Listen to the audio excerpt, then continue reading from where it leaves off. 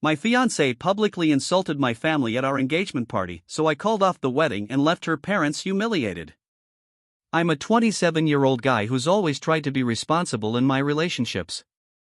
When I met her 2 years ago, everything about her seemed perfect, smart, charming, and effortlessly graceful in every social circle she entered. She had this way of making everyone laugh, and I was convinced I'd found someone rare, someone I could build a future with. We moved fast toward engagement, almost like the universe was pushing us together, and I trusted her completely, handing over my heart without a second thought.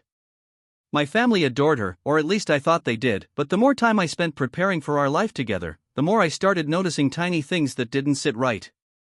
It started with subtle digs at my parents during casual conversations, little comments about how traditional or old-fashioned they were, said with a grin that didn't quite reach her eyes. She would sometimes make jokes about money, hinting that I needed to do more, without ever saying it outright. I remember one night, scrolling through our budget, she laughed softly and said, "You really think your parents would understand all this?" I laughed it off, feeling proud I could handle things she couldn't, but a faint unease began to creep in, a little voice in the back of my mind whispering that something wasn't right. I tried to rationalize it, maybe she was just teasing, or maybe I was overreacting. I wanted to see the person I fell in love with, not the cracks forming underneath. I handled almost all the planning myself, organizing the engagement party, choosing the venue, coordinating the catering, and even making sure her favorite flowers were perfectly arranged. Her excitement was infectious, and I felt a swell of pride every time she gushed about the progress, every time she thanked me with that sly, radiant smile.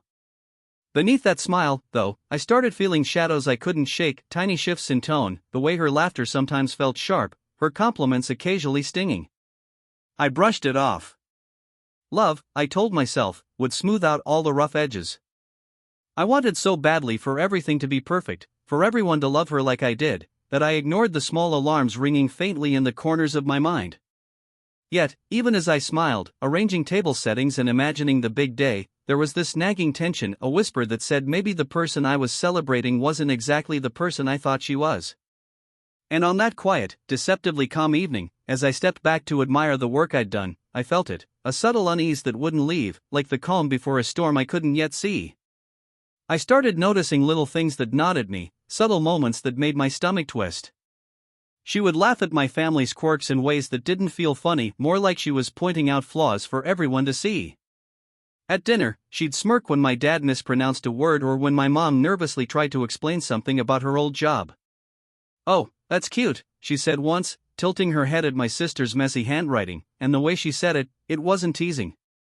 It felt sharp, like a hidden jab designed to embarrass. I told myself I was imagining it, that I was reading too much into small jokes, but the unease kept settling in, quietly, like a weight on my chest. Her comments about money didn't help. She would casually compare my parents' careers to her friends' families, all in that joking tone that made it seem harmless, yet, somehow, it stung. "I guess some families are just simpler," she said once, laughing lightly while scanning the room. I froze, unsure if I should defend my parents or let it slide. I told a close friend about it later, hoping for perspective, and they gave me this look that made my stomach drop. "Are you sure she's joking?" they asked softly. I shook my head and brushed it off. I wanted to believe in her, in us, in the life we were building together. As the engagement invitations went out, I tried to focus on the excitement, the venue, the flowers, the family gathering I imagined would be perfect. I thought maybe once everyone was there, everything would feel right, doubts would vanish, and she'd just be the woman I fell in love with. But the more I planned, the more this subtle dread grew, creeping around the edges of my mind. Each time I imagined the party, I felt it, a storm cloud hovering just beyond the horizon, and deep down, I knew that something felt off. I tried to shake it, busying myself with arrangements, trying to drown out that gnawing tension. But even in laughter and excitement, the whisper persisted, haunting me whenever I glanced at her, that hint of something dangerous lurking beneath her smile. I coordinated everything meticulously: venue, catering, seating arrangements, guest lists. I spent nights making sure every detail was perfect, imagining the smiles on my parents' faces as they celebrated this moment with me. My parents were genuinely thrilled, telling me how proud they were to see their son finally happy, and I felt a rush of warmth mixed with relief. But amidst the excitement, little things began to unsettle me.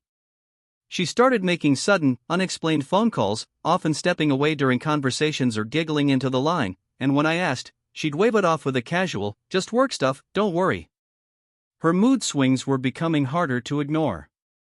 One moment she was excitedly discussing flower arrangements, and the next she snapped over trivial details, like the way my mom suggested table decorations. She insisted certain things be handled exactly her way, subtly criticizing my family's taste under the guise of wanting perfection. I began noticing uneasy glances between her and my parents, little pauses in conversations, awkward silences that stretched longer than necessary. A flicker of discomfort would pass across my dad's face, a subtle tightening of my mom's jaw, and I could feel my chest tightening too. Despite it all, I reassured myself. This had to be normal pre-wedding stress, right? Everyone wanted things perfect, tension was expected. I focused on the checklist, reminding myself that the love I felt outweighed minor friction. The problem, though, was that this friction wasn't minor, it carried an edge I couldn't quite name, something sharp hidden beneath her smiles. At night, as I lay in bed, I replayed the day in my mind, trying to convince myself I was overthinking. But even in the quiet darkness of my room, I felt it, an underlying tension, like a storm building silently. The rehearsal dinner should have been a joyful, low-key preview of the engagement party, but that night something shifted. She made a comment about my parents' finances in front of a small group of relatives and friends, and I felt my stomach drop instantly. "Well, I guess some families just don't understand how to handle things like this," she said, smiling as if it were a joke, while my parents froze mid-conversation. I forced a laugh, trying to brush it off, but the sharp sting of humiliation hit me like ice water. My mom's eyes flicked down to her napkin, trying to hide the flush rising in her cheeks, and my dad's jaw tightened so visibly I could almost hear it clenching. Guests exchanged glances, some politely ignoring it, others whispering behind her back. I could feel the tension crackling in the air, and part of me wanted to defend my parents, to say something cutting right back, but another part of me hesitated, afraid of escalating the scene. I asked her quietly, "Was that really necessary?" and she just tilted her head, laughing softly. "I'm just joking, relax." "Everyone's too sensitive," she said, her tone light but somehow condescending. The words stung more than the insult itself because they carried that smug confidence, like she was untouchable, above reproach. I wanted to believe it was a one-time thing, that she hadn't meant to embarrass anyone intentionally. I rationalized it, telling myself I was overreacting, that my family could take a little teasing. But the seed of doubt had been planted, and it was growing roots I couldn't ignore. I spent the rest of the evening trying to smile, trying to keep the conversation light, but every laugh felt forced, every cheer hollow. The thought that this might be the first of many public digs haunted me as I laid awake later, staring at the ceiling, wondering if I'd misjudged someone I thought I could trust completely. And as the night ended, that small seed of unease had already begun to bloom into something much darker, something I couldn't quite name yet. After that rehearsal dinner, the red flags only grew sharper, more frequent. She started dictating how my family should behave at the engagement party, suggesting seating arrangements, commenting on what they should wear, and even subtly mocking their choices. "Maybe your parents don't need to know everything about the catering," she said one afternoon, smirking as if she knew better than everyone else in the room. I felt my chest tighten with every remark, but I tried to laugh it off, telling myself I was just overreacting. Yet her tone carried something more, an arrogance, a sense that my family's feelings were irrelevant, like they existed merely for her amusement. Close friends began hinting at what they noticed. "She seems controlling," one whispered when she left the room, "and a little condescending toward your family." I bristled, defensive at first. I defended her, telling myself they didn't understand her humor or the dynamic we shared. But deep down, a knot of unease twisted in my stomach. I started noticing the way she'd glance at my parents with that sharp, evaluating look, the kind that measured them up and found them wanting. I tried to drown it out by focusing on the logistics, finalizing the guest list, double-checking the seating charts, and confirming the flowers. But even then, subtle slights kept cropping up, tiny jabs disguised as jokes, faint smirks when my family spoke, little gestures that felt like digs. Each time, I rationalized them, telling myself love required patience and trust. Yet the more I ignored them, the more visible they became, like cracks forming on a surface I desperately wanted to believe was flawless. By the time invitations went out and RSVPs started rolling in, I felt a gnawing dread I couldn't shake. Every excited message from friends or relatives was now tinged with worry: would she embarrass my family again? And with that worry came a growing realization: this engagement might not be the perfect celebration I imagined. Something about her behavior suggested that when the party came, it wouldn't just be awkward, it could be humiliating. Even as I tried to convince myself it would be fine, a storm was quietly gathering on the horizon, and I had no idea how violent it might get. The day before the engagement, tension hung in the air like a thick fog. She suddenly demanded changes to nearly everything: flowers, table arrangements, even the placement of family photos. "This isn't how I imagined it," she snapped, scanning the room as if nothing I had done could measure up. I tried to reason with her calmly, explaining that my parents had personal touches they wanted included, but she waved me off. "Trust me, they'll get over it," she said with that infuriating smirk, as if dismissing their feelings was perfectly acceptable. Her criticism of my family became sharper, almost surgical. She commented on my mom's choice of outfit, muttered about my dad's old-fashioned speech, and suggested my siblings' gifts weren't sophisticated enough. Even my closest friends noticed, shooting me worried looks as I bit back responses. I felt the first real panic rising in my chest, the kind of panic that comes when you realize the person you trusted might intentionally humiliate those you love. Every conversation seemed like a minefield. A simple suggestion from my mom would get twisted into a critique of her taste. A laugh from my dad became fodder for her sly commentary. I found myself walking on eggshells, trying not to provoke a scene that could spiral out of control. Each time I saw her smile, I felt a tiny pang of fear. It wasn't warmth, it wasn't love, it was dominance. Despite all of this, I tried to maintain a sense of calm, telling myself that this was normal pre-wedding stress. I focused on logistics, ran through the checklist in my mind, and rehearsed polite ways to handle her. Yet even as I ticked off every task, the unease wouldn't leave. Every corner I turned, every decoration I placed, felt like a countdown to a confrontation I couldn't yet prevent. And as night fell, with the engagement only hours away, I realized one terrifying truth: this party might not celebrate our love, it might expose the darkness I'd been ignoring all along. The engagement day arrived, and for a moment, I tried to convince myself everything would be fine. The venue looked perfect, flowers in bloom, candles flickering softly, and my parents were beaming with pride. But the moment speeches began, the air shifted. She stepped up with that same confident, calculating smile, and I felt a sinking feeling in my chest. Her first words were a joke, or so she claimed, but it cut deep. "It's so cute that some families think a little planning makes them sophisticated," she said, glancing at my parents, her tone light and teasing, yet loaded with contempt. I could hear gasps ripple through the crowd, feel the sharp intake of breath from my mom, the flush rising in my dad's face. My own heart pounded, chest tight, as whispers started circling around the room. Guests shifted uncomfortably, some glancing between me and her, unsure if they should intervene or ignore it. I wanted to say something, to defend my family, but my throat felt dry, words stuck like stones in my mouth.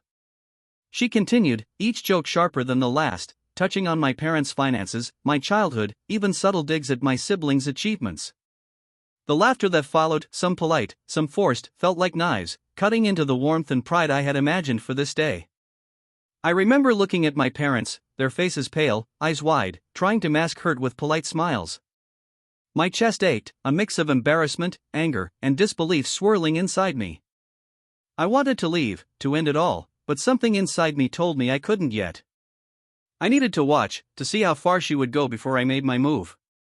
And in that moment, as her laughter echoed through the hall and my family's dignity wavered in front of everyone, I realized this engagement wasn't just awkward, it was the first act of something far more calculated, and I had no idea what she had planned next.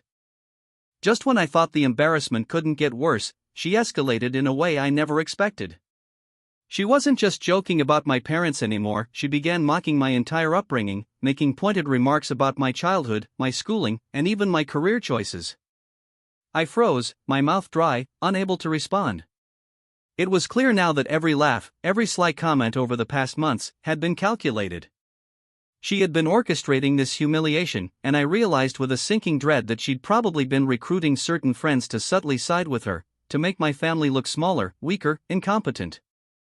I could feel the air shift in the room. Conversations stopped mid-word, eyes darted nervously, and the whispers grew louder. My parents' faces fell, shock and hurt written in every line, and my siblings avoided her gaze entirely. I felt a surge of anger, hot and heavy in my chest, and a sense of betrayal so sharp it almost knocked me off balance.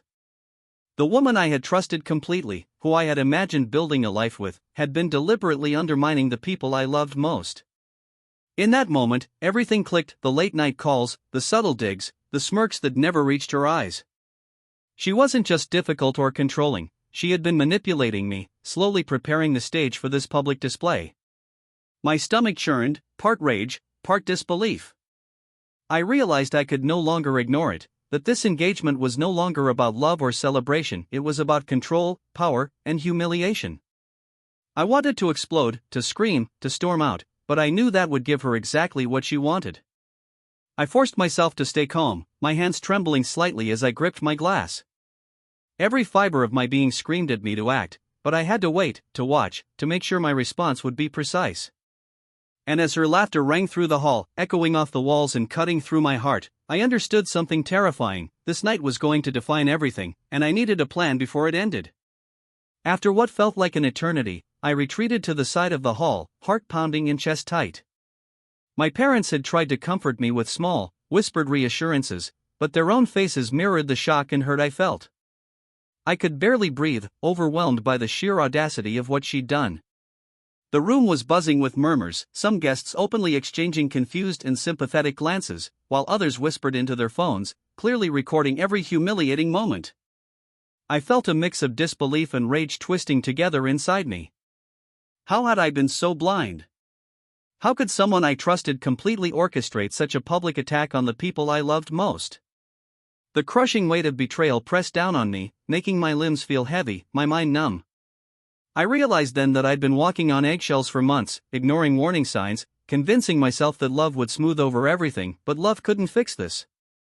As I leaned against the wall, I replayed every subtle jab, every smirk, every late-night conversation that had now revealed itself as part of her plan. The humiliation wasn't just mine, it belonged to my family, to the people who had raised me, supported me, and trusted me to make the right choices. I felt powerless, like I had failed them by letting this happen in the first place. I wanted to storm out, to confront her immediately, to yell until someone understood the depth of her cruelty, but I knew that acting impulsively would only escalate the chaos.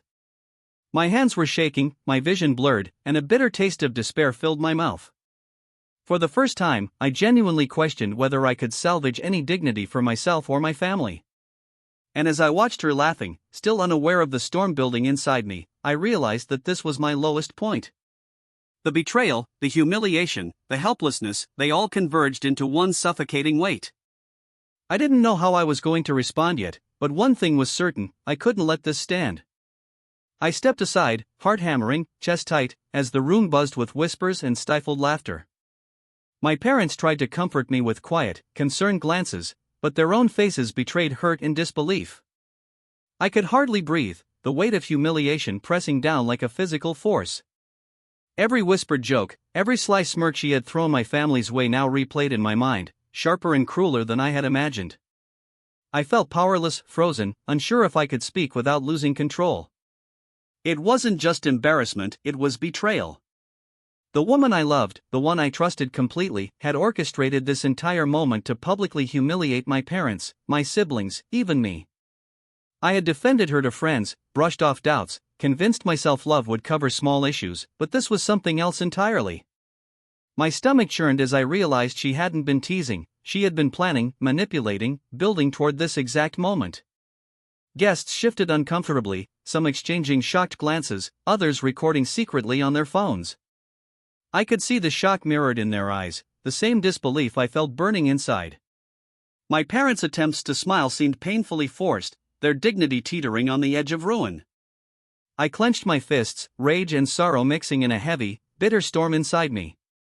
I wanted to act, shout, confront, end it all, but the part of me that loved strategy, that had always tried to do the right thing, whispered to wait. I couldn't let anger make me lose control, not now, not in front of everyone. Every muscle in my body ached, trembling with tension, my mind racing through every possible response. And as she laughed, basking in the chaos she created, I understood the truth: this was my lowest point. I felt utterly exposed, powerless, and trapped, yet deep inside, a quiet, burning determination started to form. I couldn't let her win.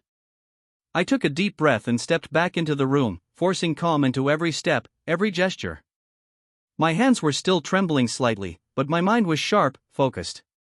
I knew I had to take control, to defend my family without losing my own dignity. "Everyone, I think it's time I speak," I said, voice steady but carrying the weight of everything that had happened. Conversations halted, glasses paused mid-air, and the air felt heavy with anticipation. She froze, her confident smile faltering as she realized the attention had shifted to me.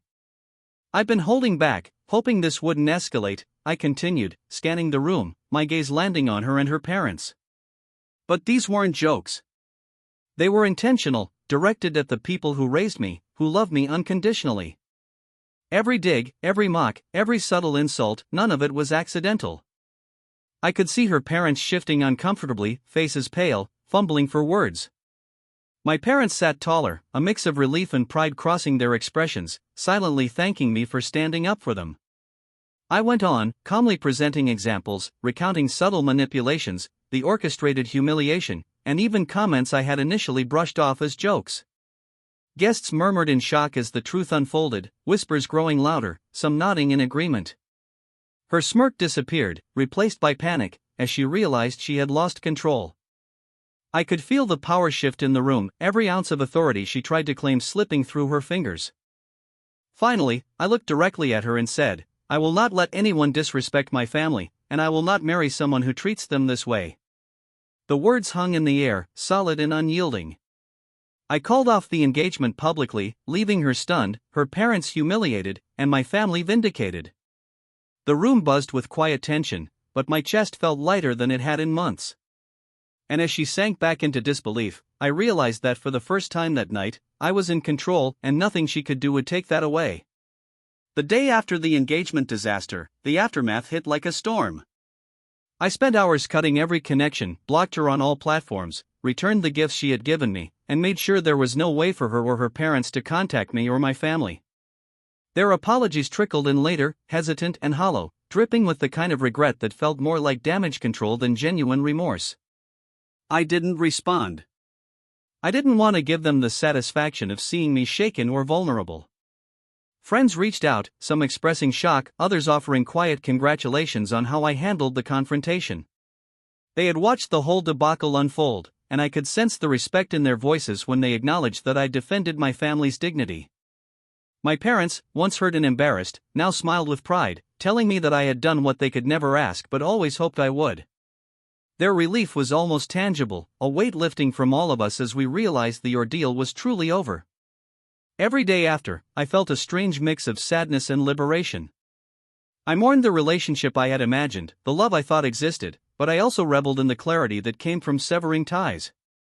I didn't have to tiptoe around manipulation or endure subtle humiliations anymore.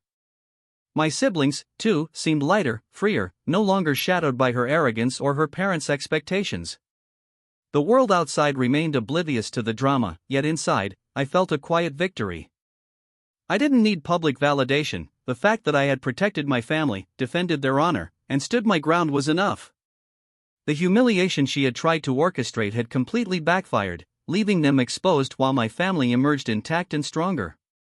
And as I sat in the quiet of my apartment that evening, reflecting on every choice I had made, I felt something I hadn't felt in months: peace. Not fleeting, not conditional, but a solid, unwavering sense of control, dignity, and finally, closure. Weeks passed, and I finally began to rebuild my life with clarity and purpose. The chaos of the engagement, the humiliation, and the betrayal gradually faded into memory, replaced by a steady sense of control and self-respect. I focused on my family, spending time with them without the weight of her manipulation hanging over every interaction.